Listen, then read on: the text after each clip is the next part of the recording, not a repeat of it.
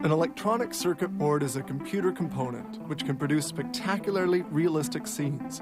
Animating this particular three-dimensional graphic took 4 months of work by artists and programmers with the aid of a G400 graphic processor by Matrox.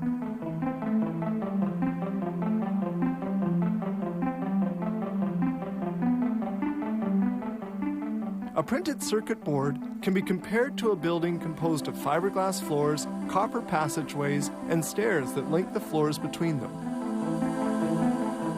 Cards are assembled with two technologies, surface wiring and wiring through the card. The components are placed into the holes and soldered into place. A stencil is used to apply soldering paste onto the card. This paste will solder the surface components.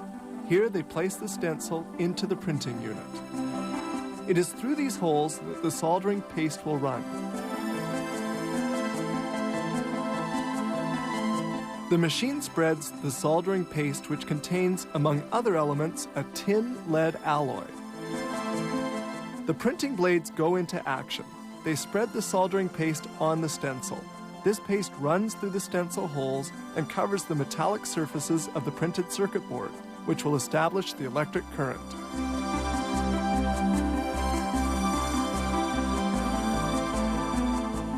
Here's the difference between an unprinted card and another printed one. The unprinted card surface is much more shiny. Now they're going to install the surface wiring elements. They are automatically positioned by this rapid placement machine. About 36,000 components are installed per hour, making it about 10 a second. This incredibly sophisticated machine is equipped with a viewing camera which verifies the alignment and dimensions of each part before installation. It unerringly positions the part at the exact spot. Another machine, slightly less precise than the previous one, installs parts where the space between two placement points is less than 0.5 millimeters.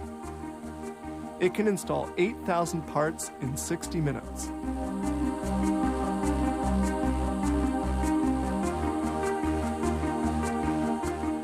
The card continues on its way toward the oven, which accomplishes an essential operation. Once the parts are secured, the card goes into a convection oven where the heat will solder the parts to the card.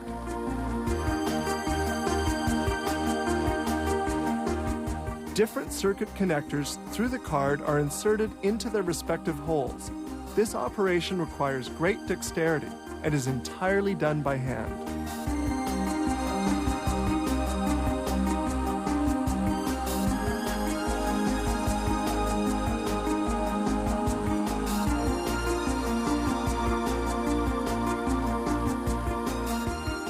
Then the metallic placement points need to be soldered to this card.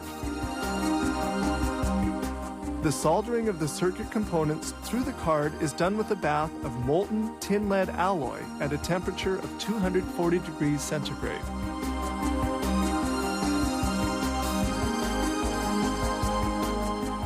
Now everything is installed. They have to do an initial electrical test. The card is placed on a bed of electrified pegs.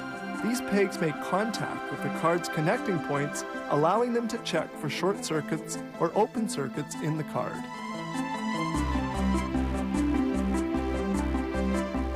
And then a final test, a computer-aided operating test to see if the card is functioning perfectly.